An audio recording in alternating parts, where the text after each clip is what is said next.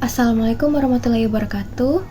Perkenalkan, saya Bunga Najwa, mahasiswi dengan NPM 2340403027, lokal A3, Program Studi Akuntansi, Universitas Borneo Tarakan.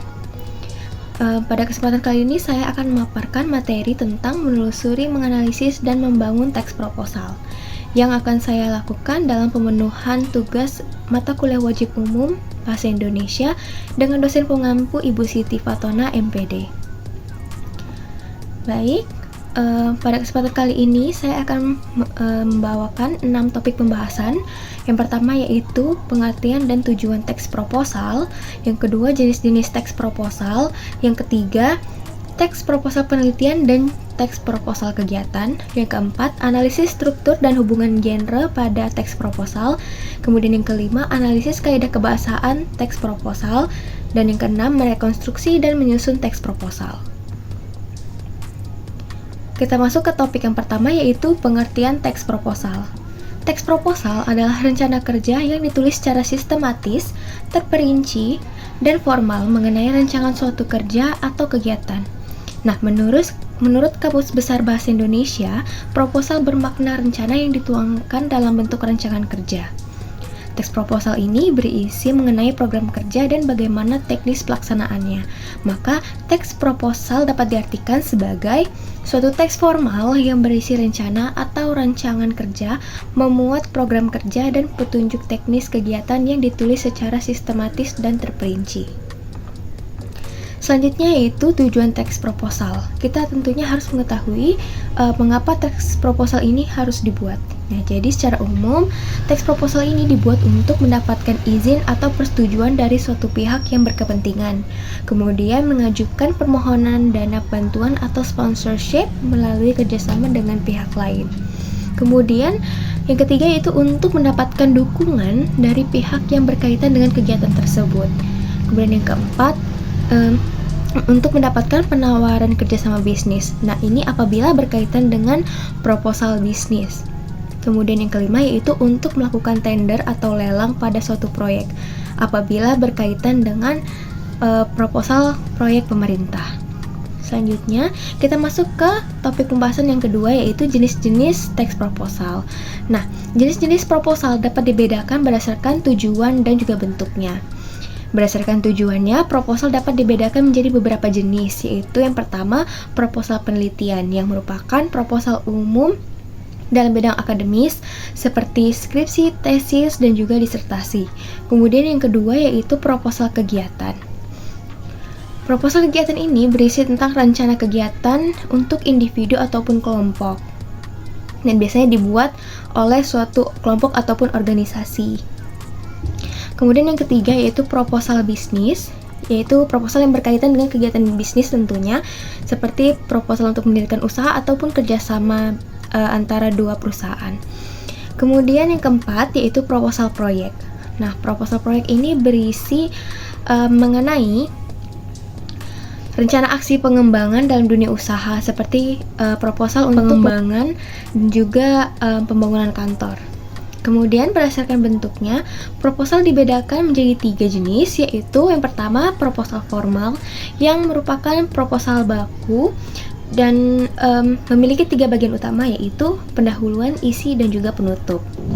Kemudian yang kedua proposal semi formal, dia itu hampir mirip dengan proposal formal tetapi tidak selengkap proposal formal. Kemudian yang ketiga, proposal non-formal, yaitu proposal yang tidak terlalu baku dan resmi dan biasanya disampaikan dalam bentuk surat atau memorandum. Selanjutnya kita masuk ke topik pembahasan yang ketiga, yaitu teks proposal penelitian dan teks proposal kegiatan. Teks proposal penelitian adalah dokumen yang berfungsi untuk mengusulkan proyek penelitian. Nah, proposal penelitian umumnya digunakan dalam bidang sains dan akademik, seperti pengajuan penelitian oleh peneliti kepada lembaga penelitian, atau juga mahasiswa yang mengajukan proposal penelitian skripsi, tesis, dan juga disertasi kepada dosen pembimbing. Sedangkan teks proposal kegiatan adalah dokumen yang dibuat untuk menyusun rencana pelaksanaan suatu kegiatan.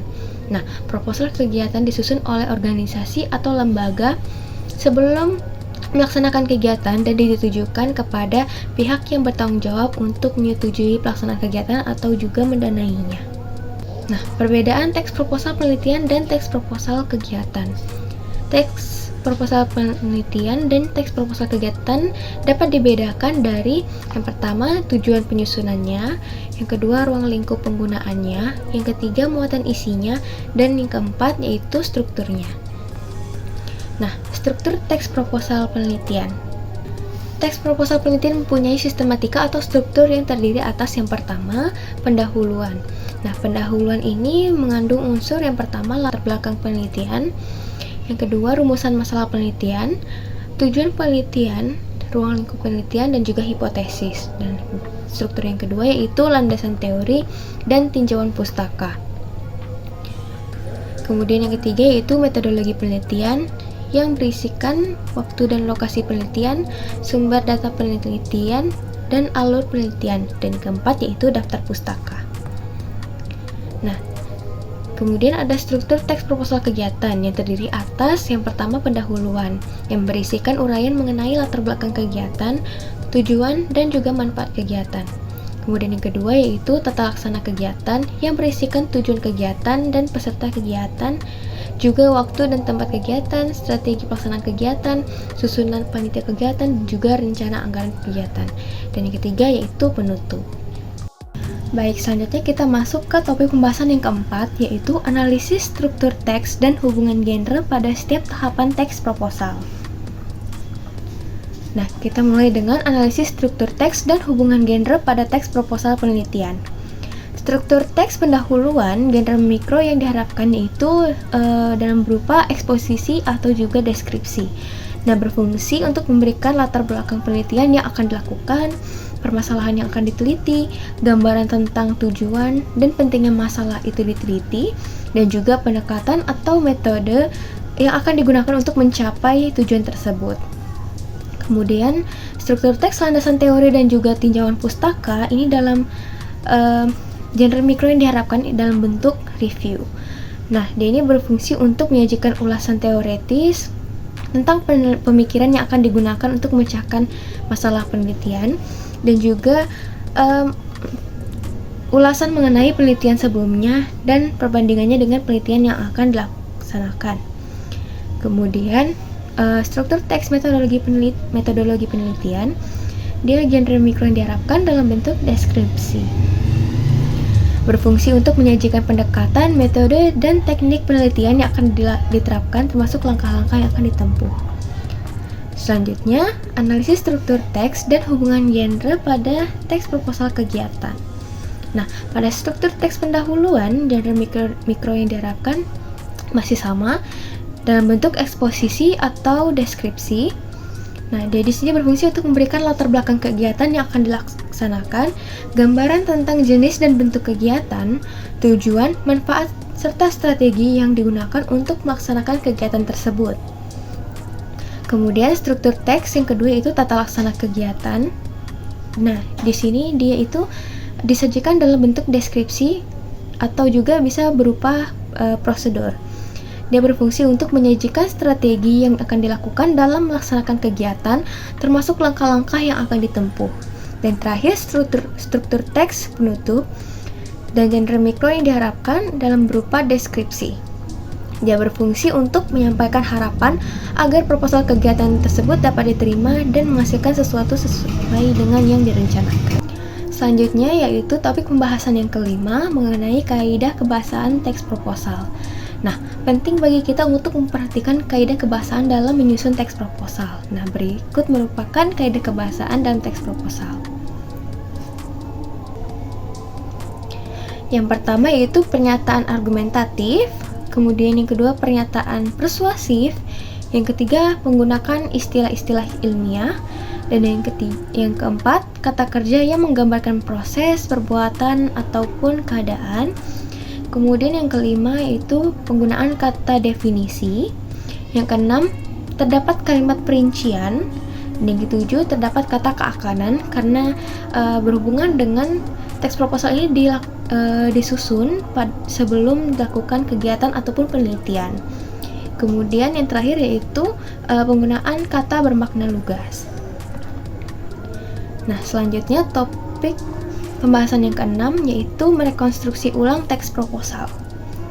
Nah, pada dasarnya merekonstruksi teks proposal adalah menyusun ulang teks tersebut dengan cara yang berbeda.